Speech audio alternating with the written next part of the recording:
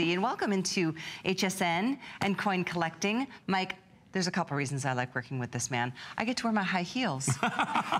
True fact? True He's fact. nice and tall, it's great. Yeah. And she's 5'1", I'm 5'6". yeah, we're teeny people. Okay, okay, not actually true. No, but I just love learning, and it's just such an exciting thing to start collecting in the world of coins. So let's get started with this, because this is really incredible. The World War, Silver Dollar, and Army medal sets. That's right, 6 of these already gone. Now, I want to explain.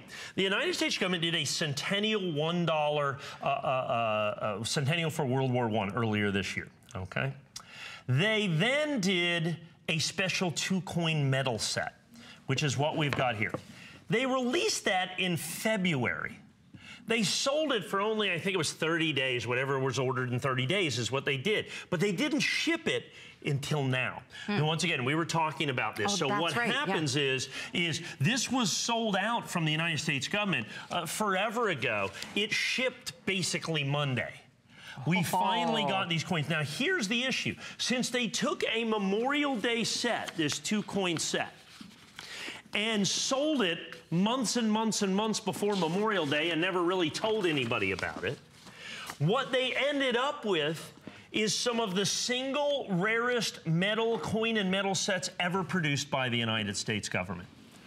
They did one for each branch of service, so there's 5 different 2-coin sets.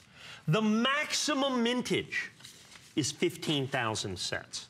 That's going to be the Army set, is 15,000. So there's only 15,000 of these coin sets that were ever made, and only 249 of them are certified first day of issue, Annex Perfect, and they're available exclusively here. So the United States government released these, and all of a sudden, when they shipped them last week, they go out, and all of a sudden, people realize just how incredibly and phenomenally rare. This is an ounce of silver. This is an ounce of silver.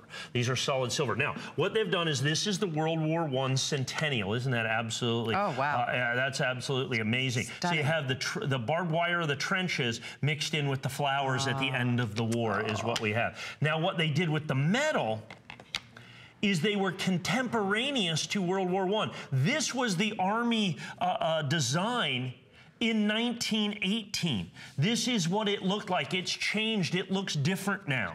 This is a scene from trench warfare from 1918. Wow. So they matched this to the 100th anniversary of 1918, which is why they put this out in 2018. The thing to keep in mind is not only are these absolutely a perfect pair of these, but from a collectible standpoint, the rarity is absolutely stunning out there in the marketplace.